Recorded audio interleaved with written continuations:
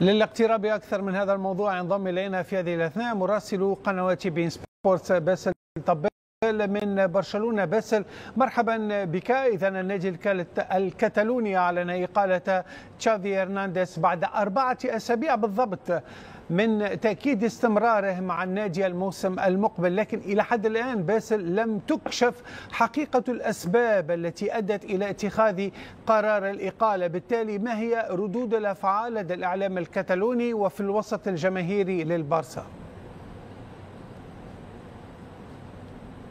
أهلا بك مهيب، مساء الخير. بالفعل كان قرار مفاجئ بعد 4 أسابيع من تأكيد استمرار تشافي لموسم آخر وإكمال عقده حتى عام 2025، ولكن الأسباب كانت تعلق بالخساره مع جيرونا. هناك من كان في محيط جوان لابورتا وكان يحاول ان يقنع لابورتا ان يتراجع عن هذا القرار لان الفريق لا يأتي بشكل جيد مع تشافي.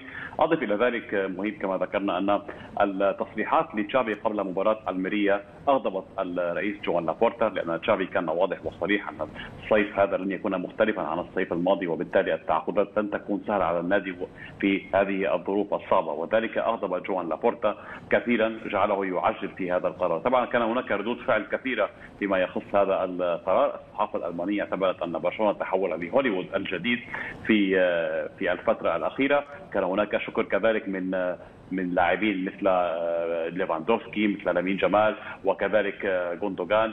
لامين جمال عبر عن ثقته الكبيره، عن ثقه او شكر تشافي على ثقته الكبيره في الاعتماد عليه في هذا الموسم. كذلك ليفاندوفسكي شكر المدرب، واللاعب جوندوغان كان قد شكر المدرب لانه ايضا جاء به الى نادي برشلونه. طبعا ردود فعل كانت في بعض الاحيان كذلك مؤثره، ككيكي سانشيز فلوريس مدرب اشبيليه الذي تحدث كذلك قبل هذه المواجهه ان برشلونه ربما لا يحترم الاساطير التي مرت على تاريخه. نفس الشيء حصل مع كومان وميسي والان تشافي هرنانديز، وعلى هذا الامر يتغير مع برشلونه مع كل هذه الاساطير التي مرت على النادي في السنوات الاخيره. دون اي شك مهيب ان الفتره صعبه يمر بها النادي. هانزي فليك هو المدرب القادم، سنرى في الاسبوع المقبل سيتم تقديم هذا المدرب جيد قريبا.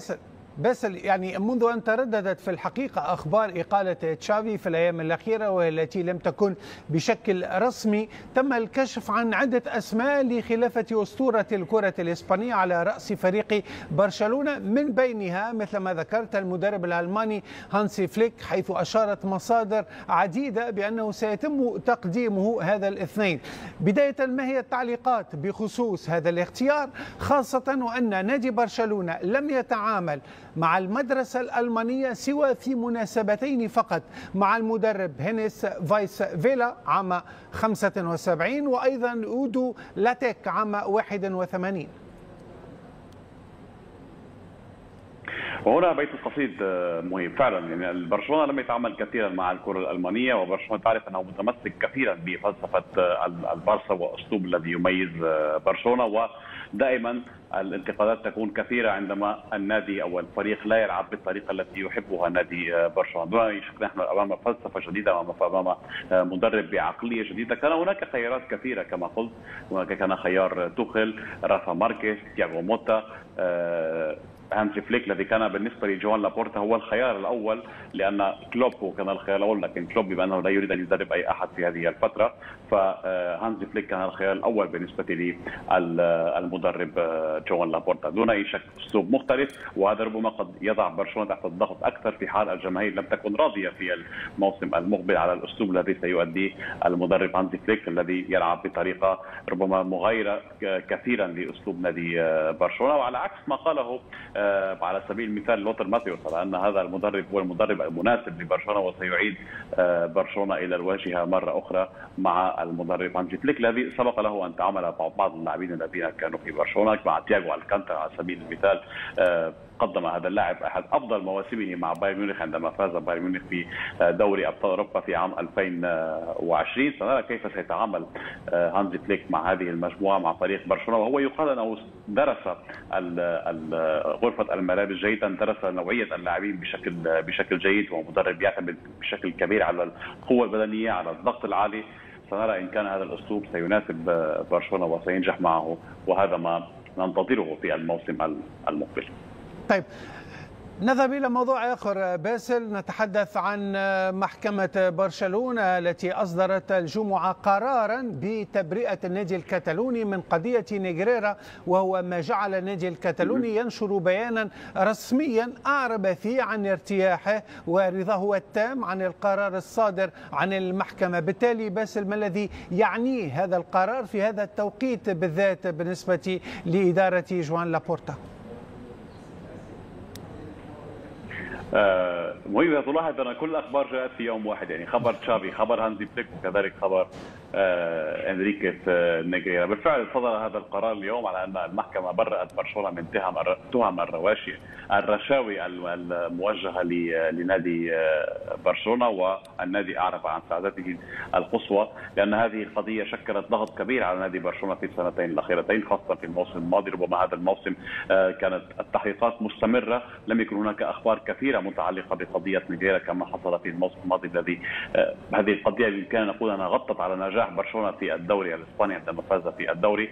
ولكن الان بهذا القرار اعتقد ان برشلونه سيرتاح بشكل كبير، ويامل نادي برشلونه اضاف على هذا الخبر الذي نشره اليوم وعلى هذا البيان الرسمي الذي اليوم نشره تعقيبا على هذا الخبر، على انه يرغب كذلك ان يبرأ بشكل تام من كل هذه التهم المتعلقه بهذه القضيه، لان ايضا هناك اشخاص متعلقين في هذه القضيه. ما زال هناك تحقيقات متعلقه برؤساء الانديه السابقين، ويريد برشلونه ان يكون أن يتم تبرئتهم من كل هذه القضية، وأن تصبح هذه القضية من الماضي. أيضا خبر مهم جدا بالنسبة لبرشلونة الذي كذلك لا ننسى أنه يلعب نهائي دوري أبطال أوروبا للسيدات يوم غد، كذلك في يوم مهم جدا بالنسبة للنادي في مواجهة ليون. وربما هذه الأجواء ربما قد تعكر بعض الشيء الأجواء بالنسبة لفريق السيدات يوم غد.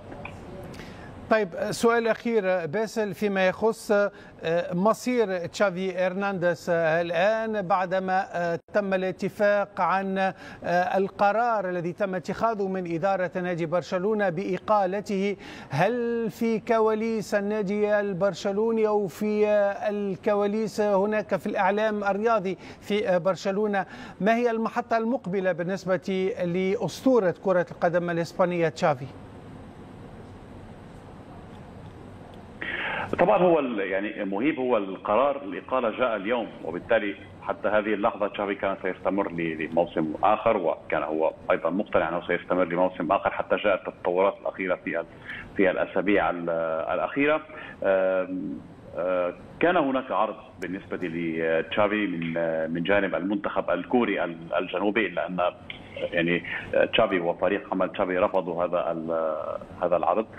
حتى الآن ليس هناك أي جديد متعلق بوجهة أو باتجاه تشافي للموسم المقبل. أعتقد أنه سيفكر في بعض الأيام المقبلة. الآن سوف يرى ماذا سوف يحدث معه في الأيام المقبلة، كيف ستنتهي هذه الحقبة. ربما بحاجة كذلك لوقت من الراحة. طبعا أن تكون مدرب لنادي برشلونة بحوالي تقريبا 3 سنوات، فطبعا دون أي شك هذا ليس بالأمر السهل بالنسبة لهذا المدرب الذي قال عندما قرر الرحيل في شهر يناير على أن هذا العمل هنا مرهق ومتعب جدا أن تكون مدربا لبرشلونة، وهذا ما قاله قبل ذلك مدرب مثل غوارديولا، كذلك مدرب مثل لويس إنريكي مارتينيز. حتى الآن لا جديد متعلق بمصير تشافي هرنانديز الموسم. شكرا جزيلا لك باسل طبال مراسل قنوات بين سبورتس على كل هذه الإفادات. كنت معنا من برشلونة.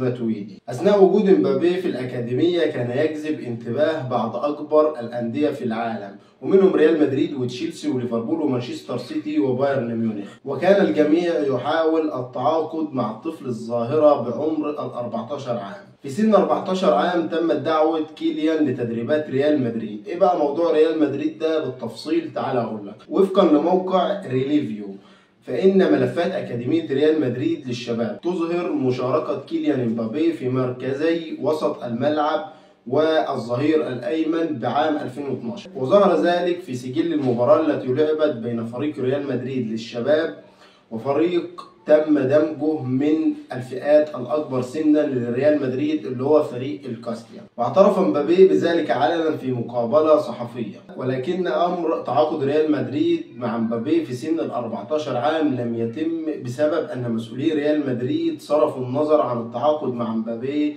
بسبب بنيته الجسدية. بعد 3 سنوات سافر إلى لندن ولعب مباراة مع فريق شباب تشيلسي. مبابي عاش طفولة صعبة بسبب مكان ولادته في أحد ضواحي فرنسا التي كان يملأها الفقر